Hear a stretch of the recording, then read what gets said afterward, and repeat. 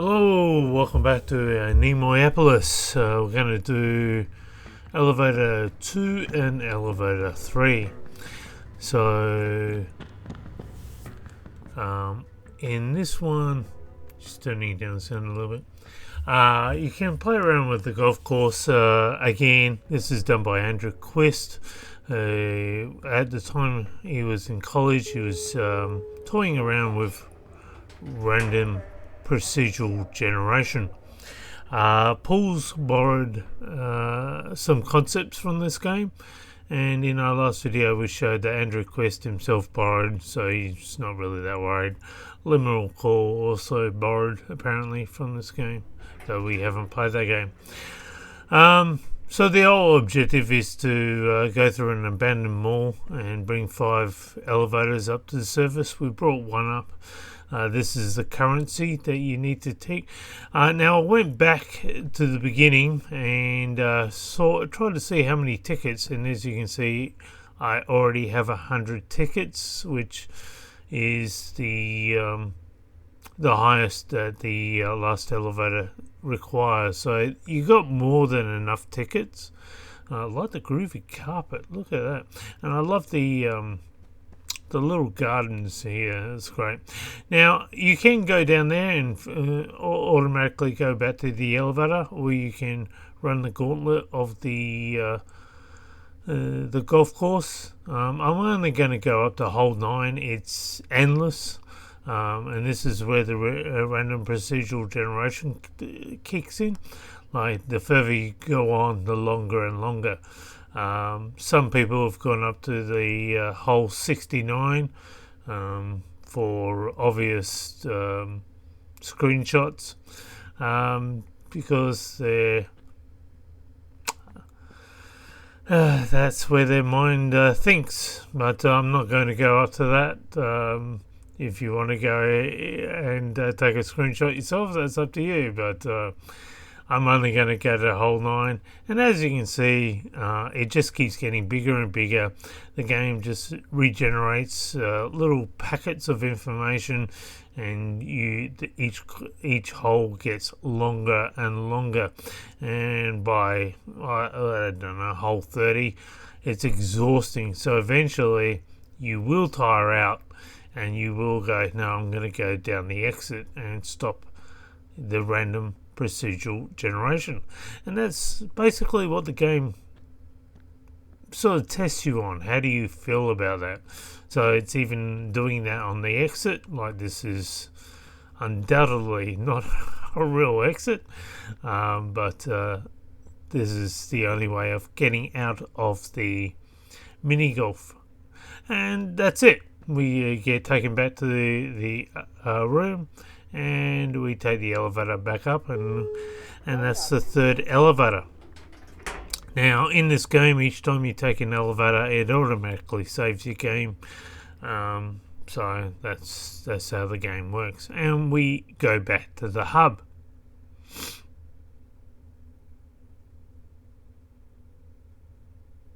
So this game, a lot of people say, is about liminal spaces. It's actually not. So I will quote from the developer himself. Just give me a tick while I pull up the notes.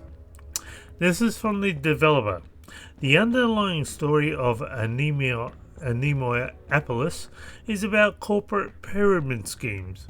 The underlying theme of the game is that American suburbia is inherently isolating and uncaring, and there are clues in the game to say this.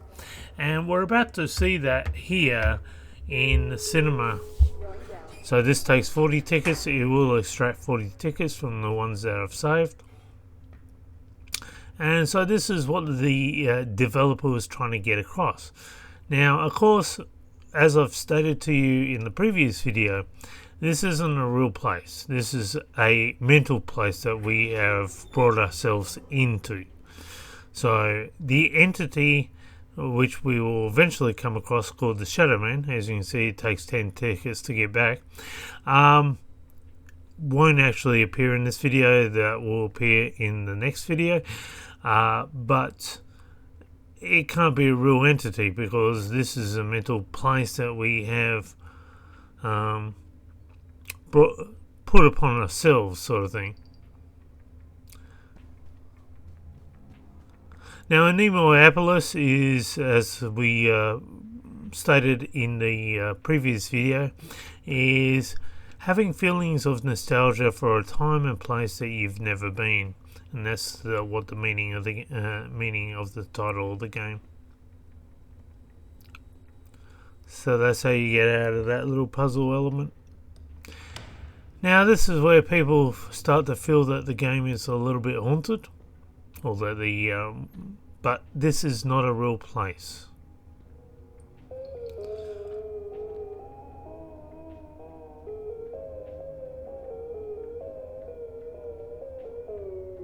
So this little shopping centre gives me a vibe of the Rolling Giant, which is a YouTube done by Kane Pixels, and you'll notice that they're just pick up some more tickets. You'll notice that the mannequins will start making an appearance now. I'm not sure if the mannequins actually move in this section. We will see them move a bit later on. You can interact with the gumballs, but they don't do anything. And of course, one of the mechanics that pulls Boris from when it comes to the mannequins. And maybe Kane Pixels borrowed from when he created the Rolling Giant. Or maybe they're based on the same sort of shopping centre vibe. But I definitely get that vibe here. And I will state that this particularly I found a little bit creepy, walking around in a shopping centre by myself. I just found it a little bit odd. Don't know why. And it kind of gives you that eerie vibe, that isolation, as it says, romanticizing loneliness or isolation. So here we have a puzzle. Again, if you need a walkthrough to solve this puzzle, then there is something wrong with you. It's not that difficult. It's just exactly the same. Connect the two dots. That's it.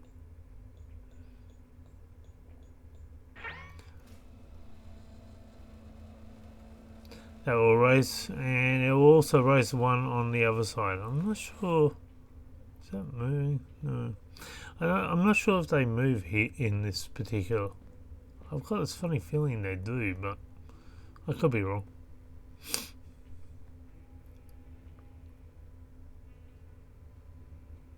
Is that the same mannequin? No, it's a different mannequin.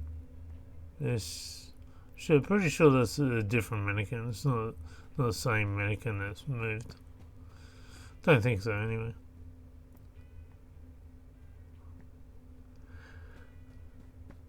I'm just gonna check. No, it doesn't move. I'm getting paranoid. There we go.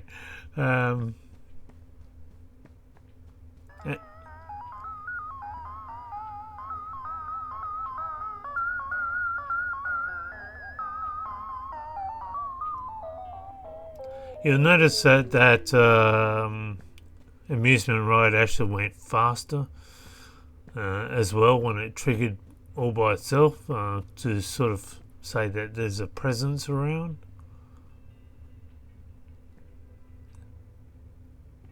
Hang on, is that moving? It's moving. Is that a person wrapped up? I'm pretty sure that thing was moving. Anyway, the hands seem to have moved for some reason. Alright, let's keep going.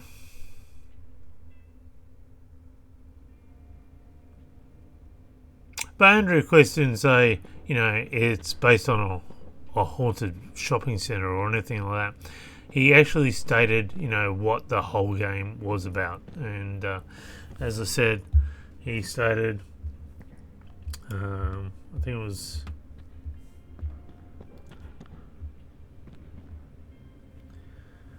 is about corporate pyramid schemes. and American suburbia is isolating and uncaring. So basically in this section the puzzle is we've got to grab this and we've got to drag it so we can jump over a fence basically. There are tickets around the whole wall. Oh, there's a... Pretty sure that mannequin moves. That's the one that moves around. So each time you pass it, I think it moves into a different location. And again, that's where you get that pulls borrowed heavily, that mechanic. There you go. See, it's moved to the middle to sort of unsettle you. The mannequin doesn't do anything. It just moves to a different location that you go, hang on, wasn't that a... the lights are automatic here, so they turn on by themselves.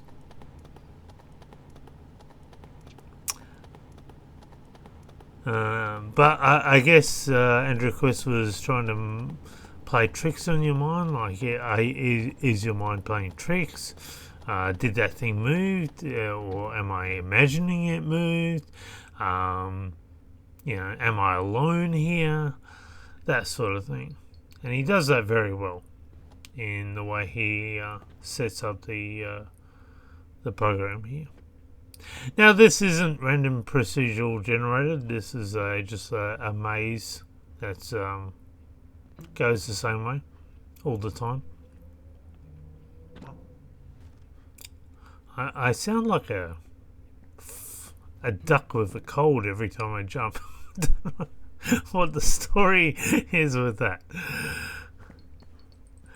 So we're already up to 160 tickets, well past what we're required to have.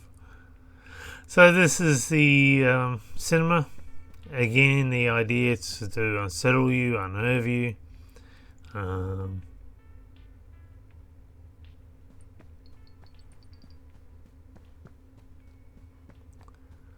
As it says, romanticizing the isolation. There's some tickets behind here. We're underneath one of the cinema. I'm not sure if cinemas have that type of room. But anyway, it's in the game. Again, this is a street maze.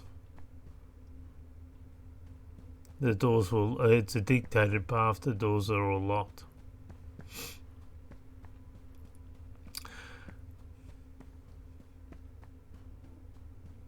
And we're given a bit of a video about that corporate pyramid scheme and how American suburbia is isolating and uncaring. In the spirit of individual enterprise. Here's your clues. And this is what the game's really about. This is, for some reason, this theme is inherently going through this guy's mental state as he has spawned himself in this made-up Anemoiapolis structure. This abandoned shopping center, I guess.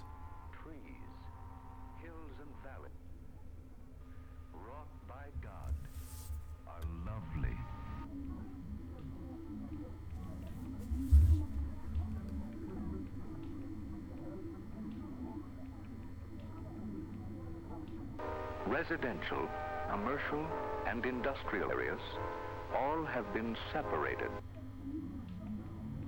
for greater efficiency and greater convenience. And that just sleeps. So that's basically where the clues are.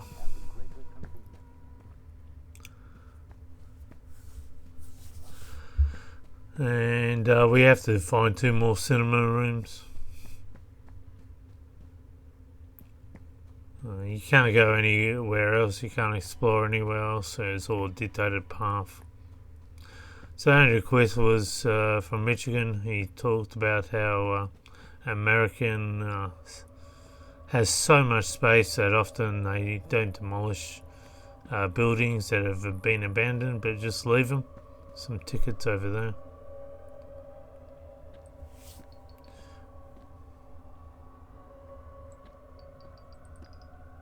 And it sounds a bit creepy. I'll turn it up a little bit.